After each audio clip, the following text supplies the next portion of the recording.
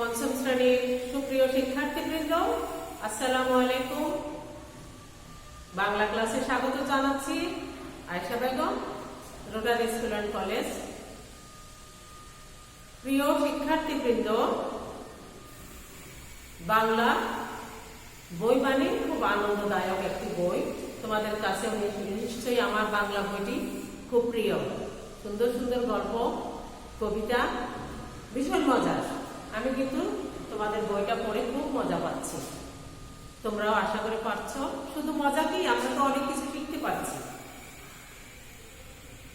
তো আজকে দেখো, আমি যে বিষয়টি তোমাদের পড়াবো সেটির মধ্যে আমরা গোটা বাঙালি জাতি এবং গোটা বাংলাদেশের যে সুন্দর প্রকৃতি, সেই সমস্ত বিষয় আমরা আজকে জানতে পারবো। এবং আমরা অনেক কিছু জানতাম না, তো সেগুলি আমরা নতুন করে জানবো, শিখবো। মোট কথা আমরা আমাদের নিজেদেরকে আরো বেশি করে জানতে পারবো। তোমাদের বাংলা বইয়ের প্রথম গল্পটি, গল্প আমি বলবো না, কারণ এখানে কোনো গল্পের মতো চরিত্র নেই। এটি আমরা বলবো একটি ছোট্ট একটি প্রবন্ধ অথবা গদ্য। এখানে বাংলাদেশ সম্পর্কে এবং বাংলাদেশের মানুষ, প্রকৃতি সম্পর্কে কিছু বর্ণনা আছে, সেজন্য এটি একটি প্রবন্ধ। প্রবন্ধ কি জানো? প্রবন্ধ হচ্ছে কোনো বিষয় নিয়ে যখন কিছু সুন্দর সুন্দর মূল্যবান কথা একসাথে গাঁথা হয়, সেটাই হচ্ছে প্রবন্ধ। প্রকৃষ্ট রূপে বন্ধন ভালোভাবে বেঁধে ফেলা, গাঁথনি, কোনো একটি বিষয় নিয়ে সুন্দর সুন্দর কথামালা, সেটি প্রবন্ধ। তো তোমাদের এই দেশ, এই মানুষ এমনই একটি মূল্যবান প্রবন্ধ বা মূল্যবান গদ্য। এখানে বলা আছে আমাদের এই বাংলাদেশের কথা, যে বাংলাদেশটাকে আমরা পেয়েছি 1971 সালে। অনেক ত্যাগের বিনিময়ে আমরা এই বাংলাদেশকে আমাদের মতো করে স্বাধীন করে আমরা পেয়েছি। তো এই দেশটি আমাদের, একেবারেই আমাদের। আর যারা এখানে বসবাস করছে তারা আমরা আপনজন। এবং এই দেশটি এত সুন্দর, ওই যে বলে সার্থক জনম মাগো জন্মেছি এই দেশে। কেন কবি এই কথা কেন বলেছেন? আমার জন্ম কেন সার্থক? আমি এই বাংলাদেশে জন্ম গ্রহণ করতে পেরেছি বলে। চারিদিকে তাকিয়ে দেখো, সবুজ আর সবুজ, নীল আকাশ, মাঠ ঘাটে কত রকম ফসলাদি, কত রং, কত রূপ, বিশাল সাগর। আমাদের কি নেই? পাহাড় পর্বত। আমরা তো সুন্দরবনের কথা তার আগে পড়েছিলাম। কত কি আমাদের সম্পদ আছে। সুন্দরবন একটি সম্পদ। আমাদের চারপাশে যা আছে সবই আমাদের সম্পদ। এই সম্পদ, এই মানুষ, এই স্বজন নিয়েই আমাদের বসবাস। এই বাংলাদেশ, এই মানুষ। আমরা মানুষ সম্পর্কে প্রথম একটু জেনে নেই। আমরা যারা বাংলাদেশে বসবাস করছি তাদেরকে আমরা কি বলি? এই জাতির নাম কি? এই জাতির নাম হচ্ছে বাঙালি। কি নাম? বাঙালি। বাঙালি বানানটা এভাবেই লিখতে হবে, বাঙালি। আমরা বাঙালি জাতি। আমাদের ভাষা কি? বাংলা। আমাদের ভাষা হচ্ছে বাংলা ভাষা। কথা বলি এই বাংলা ভাষার জন্য তো আমাদের প্রাণ দিতে হয়েছে। এই যে ভাষার মাস, এই ফেব্রুয়ারি হচ্ছে ভাষার মাস। 21শে ফেব্রুয়ারি, সেও তোমরা জানো 21শে ফেব্রুয়ারি কেন আমরা পালন করি, এবং শুধু বাংলাদেশের মানুষই নয়, সারা বিশ্বের মানুষ আন্তর্জাতিক মাতৃভাষা দিবস হিসাবে 21শে ফেব্রুয়ারিকে উদযাপন করে থাকেন। তো আমরা কিন্তু এই যে সারা বিশ্বের মানুষ মাতৃভাষাকে এত শ্রদ্ধা করেন, ভালোবাসেন, এইটার কারণ হচ্ছে এই যে বাংলার জন্য, বাংলাকে পাকিস্তানিরা যখন বলেছে যে উর্দুই হবে রাষ্ট্রভাষা, তখন এই বাঙালি জাতি মেনে নেয়নি। বাঙালি বলেছে না, আমাদের মাতৃভাষা বাংলা এবং বাংলাই হবে আমাদের রাষ্ট্রভাষা। সেই নিয়েই তো সংগ্রাম, ফেব্রুয়ারির সংগ্রাম, ভাষার সংগ্রাম, সালাম, রফিক, জব্বার সহ অনেকেই প্রাণ দিয়েছেন গুলিতে। 21শে ফেব্রুয়ারি আমরা আমাদের ভাষাটাকে ছিনিয়ে নিয়েছি। আমাদের রাষ্ট্রভাষা হিসাবে বাংলা প্রতিষ্ঠিত হয়েছে। তো এই যে আত্মত্যাগ, এই যে বাংলা ভাষার জন্য মানুষের রক্তদান, এটির উপরে এটিকে শ্রদ্ধা জানিয়ে সারা বিশ্বব্যাপী এখন মাতৃভাষা দিবস হিসাবে 21শে ফেব্রুয়ারিকে উদযাপন করছে। এটা আমাদের জন্য অনেক বিরাট একটি পাওয়া, অনেক বিরাট একটি অর্জন। তো এই যে 21শে ফেব্রুয়ারি মাস, সেই যে ফেব্রুয়ারি মাসে এখন আমরা আছি, আজ ফেব্রুয়ারি মাসের 9 তারিখ, 21শে ফেব্রুয়ারি আন্তর্জাতিক মাতৃভাষা দিবস। এই বাংলা ভাষা, এই বাংলাদেশ নিয়েই আমাদের গর্বের বিষয়। তো প্রিয় শিক্ষার্থীবৃন্দ, আমরা যে বাংলাদেশে জন্মগ্রহণ করেছি, এটি আমাদের বড় সৌভাগ্যের বিষয় না? অবশ্যই অনেক বড় সৌভাগ্যের বিষয়। এখানে এই যে বাঙালি, এই বাঙালিদের মধ্যে হরেক রকমের ধর্মের মানুষ বসবাস করছে, ধর্মীয় অনুষ্ঠান আছে অনেক, কিন্তু আমরা সবাই মিলে মিশে খুব ভালোভাবে বাংলাদেশে বসবাস করছি। আমাদের মধ্যে কোনো ধর্মীয় ভেদাভেদ নেই। এখানে আছে মুসলমান, বিরাট অংশই হচ্ছে মুসলমান, হিন্দু আছে, বৌদ্ধ আছে, খ্রিস্টান আছে। তো তোমরা জানো যে বাঙালি জাতির মধ্যে আরো অনেক অনেক ক্ষুদ্র জাতি গোষ্ঠী আছে। মারমা, তার মণিপুরি, তারপরে হচ্ছে সাকমা, গারো, এইরকম 50টিরও বেশি উপজাতি আছে। এবং ক্ষুদ্র ক্ষুদ্র এই যে জাতিগুলো, তাদেরও কিন্তু নির্দিষ্ট সংস্কৃতি আছে। তারাও নানান অনুষ্ঠান, প্রত্যেকটা ক্ষুদ্র জাতির আলাদা আলাদা অনুষ্ঠান আছে, আলাদা আলাদা ধর্মীয় প্রথা আছে। এত সব অনুষ্ঠান, প্রথা, এত ধর্মীয় লোকের বসবাস, সব মিলে মিশেই আমরা বাঙালি জাতি, এবং আমাদের এই জন্মভূমি বাংলা। জন্মভূমি কিসের মতো জানো? জন্মভূমি হচ্ছে মায়ের মতো। মা যেমন প্রত্যেকটি সন্তানকে আগলে রাখে, আমাদের বাংলাদেশটিও আমাদের এই বাঙালিদেরকে প্রত্যেকটি জাতি গোষ্ঠী, প্রত্যেকটি শ্রেণীকে আগলে রাখে। সবাই মিলে আমরা বাংলাদেশে গৌরবের সাথে বসবাস করছি। এই আমাদের বাংলাদেশ। তো বাংলাদেশের মানুষ সম্পর্কে আমরা অনেক জানি। এবার আমরা একটু লিখবো না? যেমন আমি এখানে দুটো ভাগ করেছি তোমাদের এই গদ্যটিতে। দুটো বিষয় গুরুত্বপূর্ণ, একটি হচ্ছে মানুষ আর একটি হচ্ছে প্রকৃতি।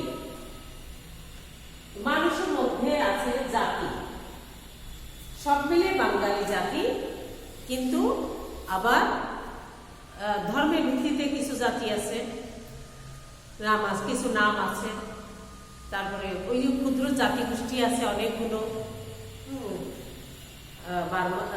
সাকমা, গারো।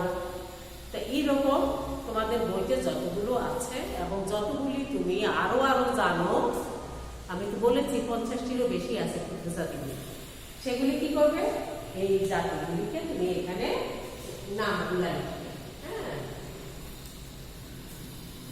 এই যত নাম আছে বাঙালির সাথে, যত নাম জড়িত আছে সবগুলি মুসলমান, হিন্দু, বৌদ্ধ, খ্রিস্টান, তারপরে ওই যে ক্ষুদ্র জাতিগুলো গারো, সাকমা, এগুলো আমি লিখে দিইনি, তোমরা লিখবে একটা খাতার মধ্যে লিস্ট করবে। বাংলাদেশে কতগুলো জাতি মিলেই বাঙালি জাতি, এগুলো লিখবে। তারপর তাদের কি কি ধর্ম আছে, মুসলমানরা আমরা ইসলাম ধর্ম, হিন্দু ধর্ম আছে, বৌদ্ধ ধর্ম আছে, খ্রিস্টান ধর্ম আছে, সেগুলো যতগুলো ধর্মের নাম তুমি এই বাংলাদেশে তারা কিন্তু খুব সুন্দর করে নির্দিষ্ট দিনে তাদের ধর্মীয় অনুষ্ঠান পালন করে থাকে এবং প্রতি সময় তারা তাদের ধর্মকে নির্বিঘ্নে অনুসরণ করে থাকে। তারপর দেখো, এই যে বাঙালির মানুষ, বাঙালিদের যে পেশায় তারা কি আমাদের দেশে সবচাইতে বড় পেশাদারির সংখ্যাগরিষ্ঠ হচ্ছে কৃষি কাজ করে। একসময় বলা হতো 100 মধ্যে 80 জন বাঙালি কৃষি কাজ করে। এখন হয়তো তার সংখ্যাটা কিছু কমে গিয়ে থাকতে পারে। একদিকে যেমন কৃষকের সংখ্যা কমছে, মানুষ শিক্ষিত হয়ে কৃষি পেশা থেকে দূরে সরে যাচ্ছে, অন্যান্য নতুন নতুন পেশাকে অবলম্বন করছে। আবার কিন্তু কৃষির প্রতি মানুষের আগ্রহ বাড়ছে। এখন আমরা শহরেও কৃষি কাজ করি।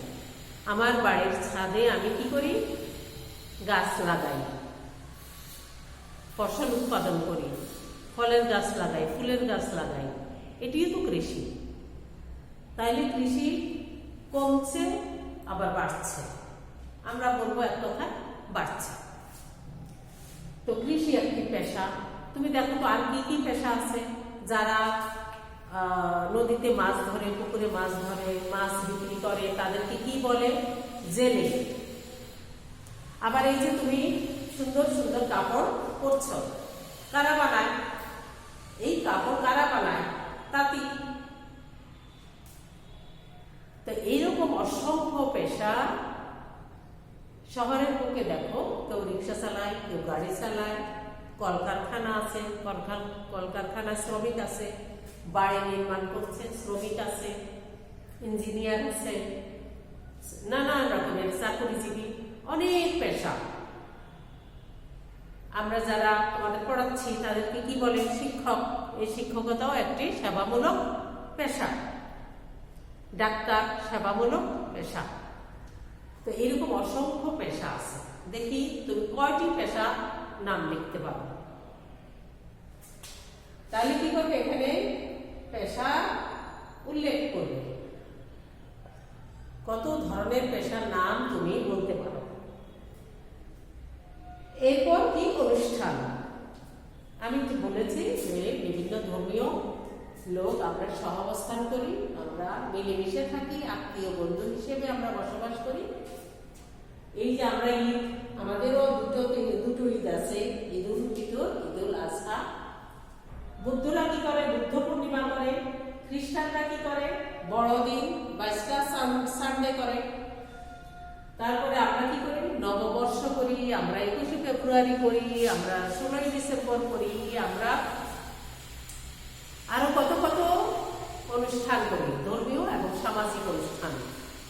তো সবগুলোর নাম তুমি অবশ্যই লিখতে পারবে তোমরা। অনেক অনুষ্ঠান মানে হচ্ছে নতুন জামা কাপড়, অনুষ্ঠান মানে হচ্ছে খাদ্য, ভালো ভালো খাবার, পরস্পর আমরা সৌজন্য দেখাই অনুষ্ঠানে। তো অনুষ্ঠান মানেই হচ্ছে সম্প্রীতি, ভালোবাসা। তো সুতরাং তুমি অনেক অনুষ্ঠানের নাম এখানে জোগাড় করতে পারবে। তারপরে আছে উপজাতীয়দের অনেক অনুষ্ঠান আছে, সাকমারা করে বিজু, সাংহাই, এরকম প্রত্যেকটা ক্ষুদ্র ক্ষুদ্র জাতিগোষ্ঠীর আলাদা আলাদা অনুষ্ঠান আছে। এইরকম অনুষ্ঠানগুলি তুমি খুঁজে খুঁজে বের করে এখানে দেখো তো কতগুলো অনুষ্ঠানের নাম তুমি লিখে ফেলতে পারো। প্রিয় শিক্ষার্থীবৃন্দ, এগুলো বলতে পারো যে একটা মজার খেলা, ভীষণ মজার খেলা, যে এক বাঙালি জাতি, একটি বাংলাদেশ, একটি বাঙালি জাতি, তার মধ্যে দেখো কত বৈচিত্র্য, অসংখ্য জাতি, অনেক বেশ কিছু ধর্ম, পেশা, অসংখ্য পেশা, অসংখ্য অনুষ্ঠান, এই চারটি কাজ তুমি করবে। এই চারটি মানুষ সম্পর্কে তুমি এই চারটি কাজ করবে। কত সংখ্যক তুমি লিখতে পারো। মাকে জিজ্ঞেস করবে, বাবাকে জিজ্ঞেস করবে, পত্রপত্রিকায়, অনলাইনে এখন সার্চ দিলে বের হয়ে আসে। তো এই হচ্ছে তোমাদের এই একটি কাজ আমি তোমাদের দিয়েছি মানুষ সম্পর্কে, এই দেশের মানুষ সম্পর্কে এই কাজটি করবে। আরেকটি কাজ আমি পরবর্তীতে দিব, সেটি হচ্ছে প্রকৃতি, প্রাকৃতিক যে বৈচিত্র্য, এই দেশের প্রাকৃতিক, পাহাড়, কোথাও পাহাড়, কোথাও সমুদ্র, কোথাও অনেক বেশি নদীর সংখ্যা, এইরকম কোথাও সমতল ফসলাদি, এত সুন্দর দেশ, এত সুন্দর প্রকৃতি, প্রাকৃতিক বৈচিত্র্যে ভরপুর, সেটি আমি তোমাদের পরবর্তী ক্লাসে আমি পরবর্তীতে একটি কাজ দেব। কি সেটি? অ্যাসাইনমেন্ট।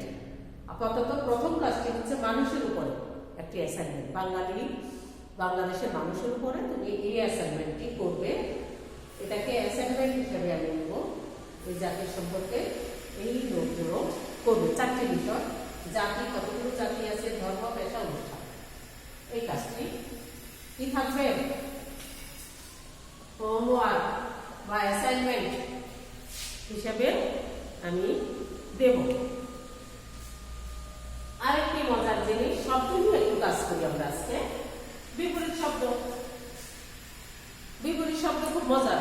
আরেকটি শব্দ খেলার মতো, কাছে, দূরে, জন্ম, মৃত্যু, সৌভাগ্য, দুর্ভাগ্য, ক্ষুদ্র, বৃহৎ, বন্ধু, শত্রু, বাইরে, ঘরে, ভালোবাসা, শত্রুতা, ঘৃণা, ঘৃণা, ভালোবাসা, ঘৃণা, ভালোবাসার বিবৃতি ঘৃণা, ঘৃণা, আপন, পর, মিল, অমিল, হ্যাঁ মজা না? আসা যাওয়া, আসা যাওয়া, বাইরে, ঘরে, বন্ধু, শত্রু, তারপরে হচ্ছে ক্ষুদ্র, বৃহৎ। দেখো তো কত সহজ শব্দগুলোর বিপরীত শব্দ। সৌভাগ্য, দুর্ভাগ্য, জন্ম, মৃত্যু, কাছে, দূরে, কত সহজ, ঝটপট লিখবেন বিপরীত শব্দ। আর বিপরীত শব্দ তোমরা যখন লিখবে তখন কিভাবে সাজিয়ে লিখবে? এখানে শব্দ প্রদত্ত, শব্দগুলো এখানে থাকবে, তার বিপরীত শব্দটা এখানে নিচে বসিয়ে দিবে। এভাবে সাজিয়ে বিপরীত শব্দ, আমি একটু কাছে লিখেছি তাই না, একটু দূরে দূরে লিখতে হবে। দেখো এই শব্দ বিপরীত শব্দ, এভাবে দেখা নিল। তো এই দেশ, এই মানুষ গদ্যটিতে আমরা কি শিখেছি আজকে? বাংলাদেশের মানুষ সম্পর্কে অনেক বিস্তারিত বলবো আমি। তোমরা যতটুকু জানতে তার সাথে বেশি বেশি জানবে যদি এই কাজগুলো তোমরা করো। আর শব্দের বিপরীত শব্দ আমরা শিখলাম। তবে এই অ্যাসাইনমেন্টটা তোমরা খুব সুন্দর করে এই আশা রেখেই আমি আজকের ক্লাসটি এখানে শেষ করছি। আল্লাহ হাফেজ, ভালো থেকো।